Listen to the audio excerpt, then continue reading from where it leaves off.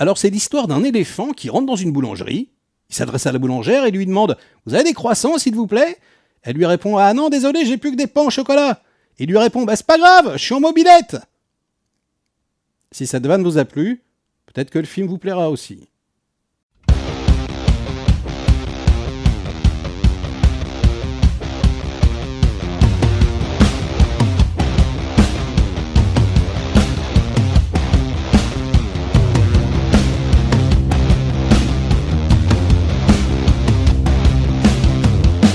Hey, salut les cinéphages, c'est Merege, et aujourd'hui, avant-première, je viens vous parler de la comédie Y a-t-il un flic pour sauver le monde, avec Liam Neeson dans le rôle principal, qui incarne Frank Drebin Jr. Il incarne le fils donc de Jesse Nelsen, qui avait fait des étincelles dans les années 80, les années 90, en commençant déjà avec la série télé Police Squad.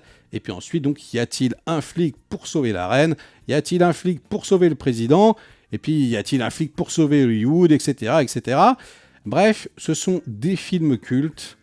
C'est vrai que le trio d'origine, Zucker, Abraham Zucker, ils ont fait des étincelles, en commençant donc avec la saga Y a-t-il un pilote dans l'avion? Puis ils ont gardé les y a-t-il, en anglais, c'est pas du tout ça. Bon, bref, moi, vous me connaissez, je suis Nostalgic Man.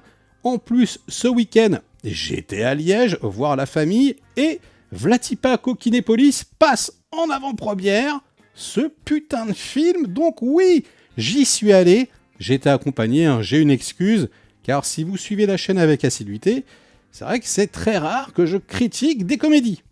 J'aime pas tellement ça. Ouais, désolé, moi je préfère aller me marrer au théâtre, en live.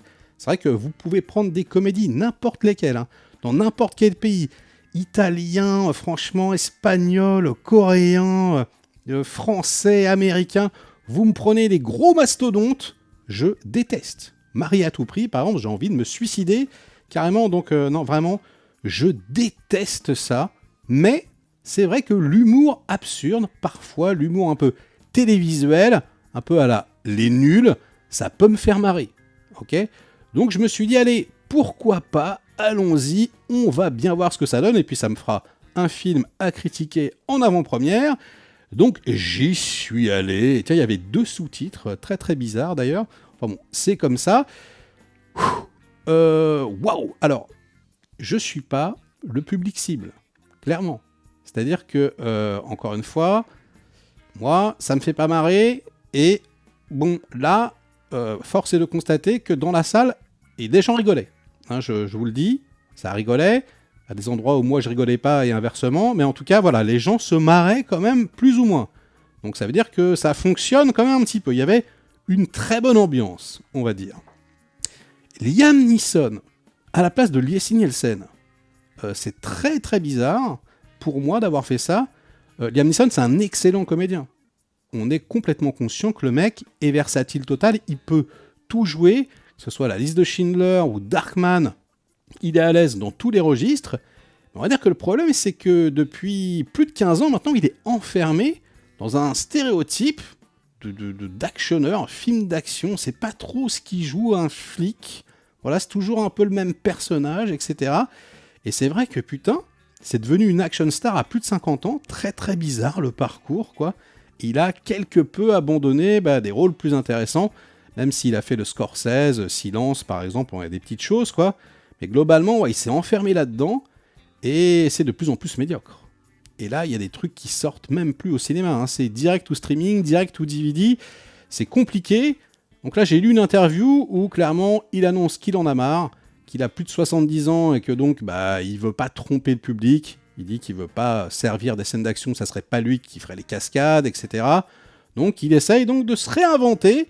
Et donc, il va parodier ce personnage qui nous vend depuis donc plus de 15 ans, quoi, maintenant. Et bon, ça, pourquoi pas? C'est plutôt une bonne idée, on va dire. C'est vrai que c'est ce qui marche le mieux dans le film. On va parodier donc les films d'action à la Tekken. Et il le fait plutôt bien. Je veux dire, ça va. Encore une fois, c'est un bon comédien. Mais le problème, c'est que, je sais pas pour vous, mais pour moi, c'est un acteur qui est très très sérieux, quoi. Il n'y a pas énormément de dérision dans son jeu. Je ne l'ai jamais vraiment vu jouer quelque chose de décalé. Et du coup, j'avais un véritable problème d'identification. J'étais là en train de me dire, c'est Liam Neeson qui fait le guignol. Je croyais pas au personnage. Leslie Nielsen, c'est un peu le contraire. Il avait une tête de parodie directement, quoi. Et c'est vrai que même dans ses premiers films, quand on le voit quelquefois jouer des rôles sérieux, on est là, on n'y croit pas trop, quoi. Bon, quand il est jeune, il a pas du tout la même tête, mais ça passe. Et c'est vrai que bon, bah voilà, il est abonné à ce personnage de débile mental. Donc du coup, voilà, il a une tête de dessin animé, un peu le mec. Et du coup, ça passe. Toutes les situations passent, quoi. Enfin, je veux dire, il est, tu le vois, tu le trouves complètement con, même s'il ouvre pas la bouche. Liam Neeson, lui, encore une fois, le problème, c'est qu'on l'a tellement vu jouer en mode ultra sérieux que là, c'est difficile de me faire gober le fait qu'il soit instantanément drôle. Et donc, je vois le comédien composer. Je vois le comédien faire des efforts, faire des grimaces, mais je vois pas vraiment un perso s'animer devant moi, prendre vie. Bon, déjà, Frank Drebin Jr., donc. Frank Drebin, il avait eu un enfant. Rafraîchissez-moi la mémoire, hein, parce que... Bon, bref, c'est pas grave, hein, mais voilà, c'est un détail. Déjà, je trouve ça bizarre, mais bon. Admettons, le réalisateur, c'est Akiva Schaffer. Donc, c'est un mec voilà, qui est scénariste, réalisateur, surtout à la télé, hein, pour le Saturday Night Live.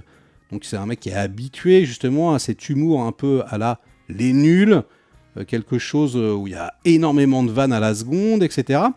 Il a réalisé un film assez culte qui s'appelle Popstar, célèbre à tout prix, que j'ai pas vu, qui paraît-il est très très con et qui est plutôt bien coté. Vous me direz dans les commentaires si ça vaut le coup de le regarder.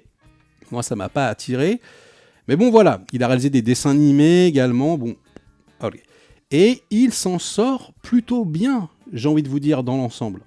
Franchement, si on compare, j'ai regardé des deux premiers, histoire d'un peu vérifier si au niveau des potards, c'était un petit peu la même chose. Ouais, c'est un peu la même chose. Franchement, c'est un peu les mêmes ressorts comiques. C'est un peu le même ADN. Et je suis d'autant plus surpris parce que pour moi, le film ne fonctionne pas complètement. Ça commence par une grosse scène, une scène d'ouverture qui fait un peu penser au braquage de Batman Dark Knight, voilà, qui est une scène que je trouve assez drôle. Franchement, même moi, je me suis marré, pour le coup. Il y avait des trucs complètement absurdes, mais tellement que c'est vrai qu'au bout d'un moment, j'ai baissé la garde. Donc à plusieurs moments, je me suis marré, franchement. Il y a toujours la voix off, il y a toujours tout un tas de trucs dissimulés derrière les comédiens. C'est-à-dire que vous allez avoir évidemment les comédiens qui font l'action principale, et en arrière-plan, il y a tout un tas de conneries qui passent dans le commissariat, etc. Je donne un exemple. À un moment donné, voilà, il y a quelqu'un qui va se faire prendre en photo. Vous savez, les fameuses photos des criminels comme ça. Sauf que là, on va mettre du vent, voilà, genre shooting de mode, des petites choses comme ça. Il va y avoir des choses qui vont venir hors cadre. Ça, c'est pas mal non plus. Il y en a très très souvent. Donc, il y a beaucoup de gags qui se répètent, mais notamment un voilà, où il va arriver face caméra avec son collègue, et puis bloup, sur le côté, on va avoir deux mains qui sortent de nulle part et qui vont tendre des cafés. Donc ça peut être dans le commissariat, ça peut être dans la voiture qui roule, par exemple, ou dans d'autres situations. Hein, ils ont choisi de miser beaucoup, j'ai trouvé, sur le comique de répétition, chose que faisaient également les films d'avant, mais peut-être un peu moins. Là, il y en a peut-être un peu beaucoup quand même. Et puis même quand ça se répétait, il y avait toujours une petite phase qui faisait que c'était différent. Là, c'est quand même beaucoup la même chose, j'ai trouvé. Donc, il y a certains gags qui s'essoufflent réellement.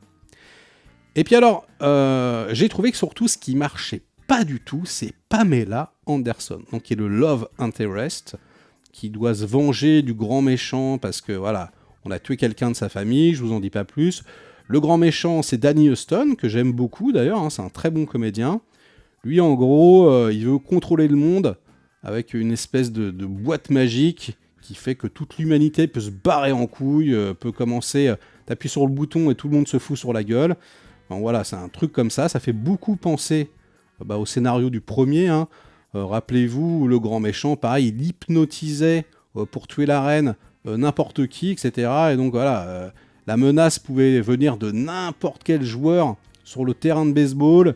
Et puis donc on avait Frank Drebin sur le terrain, habillé en arbitre, qui était là, qui palpait tout le monde pour trouver le flingue, etc. Voilà, ça amenait des situations complètement loufoques. Le loufoque, ici, il y est, clairement, franchement, que ça soit donc en arrière-plan, sur les côtés, les lignes de dialogue, les vannes, et même voilà dans l'utilisation des flashbacks, etc. Sauf que j'ai trouvé que ça manquait de liant. J'ai trouvé que c'était peut-être une succession de gags, de sketchs, qui sont pas désagréables pris les uns des autres, en tout cas pour une certaine partie, mais finalement on n'arrive pas trop à palper l'univers. C'est assez étrange, quoi. On a vraiment l'impression que c'est un exercice de style. Bon, en tout cas, je sais pas si j'étais mal luné ou quoi, mais j'ai vraiment vu les efforts de fait. Je veux dire, c'est assez bien réalisé, assez bien photographié.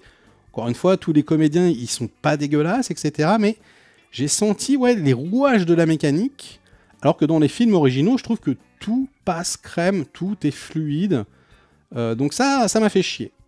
Et puis, au niveau de l'absurde, là, vraiment, il y a des moments où ça part dans le grand n'importe quoi, le plus total, avec donc Pamela Anderson, qui pour moi ne fonctionne pas du tout. Elle est... Alors c'est la seule, mais je trouve qu'elle joue pas bien. Elle est en surjeu.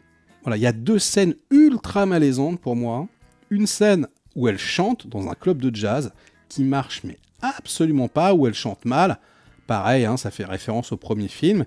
Et puis une autre, donc la romance avec Liam Neeson, où alors là on part dans un truc mais complètement aberrant, une histoire, on va dire, de serial killer en mode bonhomme de neige, je vous en dis pas plus, et c'est super étrange, quoi. Et là, vraiment, t'as l'impression de rentrer dans un autre film, et ils ont tenté un truc, mais waouh, ils ont fait un film dans un film, quelque part, quoi, et putain, elle est tellement nulle, franchement, ça le fait pas du tout, hein. Franchement, elle est très très mauvaise, elle tire vraiment le film vers le bas, j'ai trouvé. Donc ça, c'est un réel problème. Et, je vous ai déjà parlé des répétitions, le truc qui plombe réellement le film vers le bas également, ce sont, on va dire, les blagues, les vannes en dessous de la ceinture. Il y en a tellement, mais il y en a partout, mais limite, il n'y a que ça, quoi. Putain, il y a une scène, alors qu'on aperçoit dans la bande-annonce, la fausse fellation, mais en fait, ça c'est juste le début, quoi, parce que on continue, et ça continue, et ça continue, et puis il y a un clébard qui intervient, etc. Oh là là, mais c'est la lourdeur. Putain, mais c'est nul, mais c'est pas drôle. Et c'est limite pathétique. Non, franchement, je crois que le film dégringole. Vraiment, au début, j'étais dedans, je me suis marré, je me suis dit, ok, ça va être un petit pastiche des films d'action, allez, pourquoi pas. Je me suis laissé porter. Et puis après...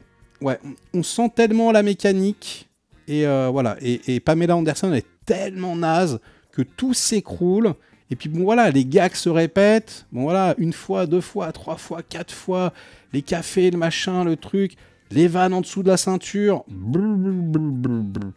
Donc je suis sorti de la salle, j'étais un peu circonspect, j'étais assez sidéré, bon, ça m'a quand même donné envie de revoir les anciens, ce que j'ai fait, et j'ai pris beaucoup plus de plaisir, franchement, il n'y a pas photo. Mais oui, étonnamment, c'est quand même assez proche. L'ADN, il est tout de même assez proche. Donc je pense que si vous aimez ce genre d'humour, un petit peu débile, comme ça, un petit peu absurde, un petit peu abracadabrantesque, où il se passe un peu n'importe quoi, vous pouvez apprécier le bousin. Voilà, je vous encouragerais presque même à y aller. Encore une fois, ça riait autour de moi. Moi, je suis pas bon client pour ce genre de truc. Et je répète, je me suis quand même marré un petit peu. Mais si vous êtes hermétique, là, vous pouvez rester chez vous. Franchement, si c'est pas votre genre d'humour, si c'est pas votre truc, je pense pas que ça va vous emporter. Alors, vous me direz dans les commentaires, si vous êtes fan des films originaux, qu'est-ce que vous avez pensé de celui-ci ? Est-ce que vous trouvez que Liam Neeson, c'est un choix pertinent ou pas ? C'est pertinent par rapport à ce qu'ils ont fait dans le film, mais je vous dis, hein, ça gueule, je sais pas. Ça le fait moyen. Je dirais que la meilleure vanne du film, le truc qui m'a fait le plus rire, c'est, voilà, à un moment donné, il y a une voiture qui s'est retournée, et donc ils vont devoir l'enlever de la scène de crime, et la façon dont ils enlèvent la voiture, franchement, j'ai éclaté de rire. C'est surdébile, hein. Voilà, je vous dis pas ce que c'est. C'est très drôle, donc dites-moi dans les commentaires, voilà, ce que vous avez trouvé de plus amusant ou pas. Et voilà, c'est un film dont on ne se souviendra pas. Je pense que ça ne marquera pas comme les précédents. On va voir si ça marche au box-office. Peut-être qu'ils en feront d'autres, j'en sais rien. Mais c'est pas déshonorant pour un truc qui, moi, quand j'ai vu la bande-annonce, hein, me semblait aller droit dans le mur. C'est quand même moins pire que ce à quoi je m'attendais. Bref, c'est à vous de jouer dans les commentaires. Et sur ces bonnes paroles, ce sera la fin de cette critique, mais pas de la vidéo, car nous allons jouer tout de suite à l'image subliminale. Attention, je vais tester vos connaissances cinéphiliques. Je vais faire popper une petite image. Alors c'est très furtif, hein. Quelques images comme ça, 7 images, pas plus. Concentrez-vous. Pop. Oula, alors là, on change complètement de genre, les enfants. Mais qu'est-ce que c'est que ce film ? Qu'est-ce que c'est que ce film ? Vous l'avez vu. Et tout le monde l'a vu, évidemment. Bon, si vous avez trouvé, vous m'inscrivez évidemment le titre dans les commentaires. Si vous ne l'avez pas, je vais vous laisser une seconde chance. Et je vais laisser l'image durer un petit peu plus longtemps. Attention, c'est parti. Ne clignez pas des yeux. Pop. Alors ? Ouais, oui, je pense que vous l'avez. Oui, c'est un film en noir et blanc. Un film qui date de 1993. Un film réalisé par Steven Spielberg avec Liam Neeson dans le rôle principal. Ouais, c'est la liste de Schindler. Je crois qu'on ne pouvait pas faire un plus grand écart entre ce que je vous propose dans le film secret et puis la critique en elle-même. Mais bon, vu qu'il faisait le grand écart sur l'affiche, Liam Neeson en mode Jean-Claude Van Damme, je me suis dit que c'était une bonne idée. Et voilà, et c'était aussi pour illustrer mon propos. Comme je vous disais, quoi.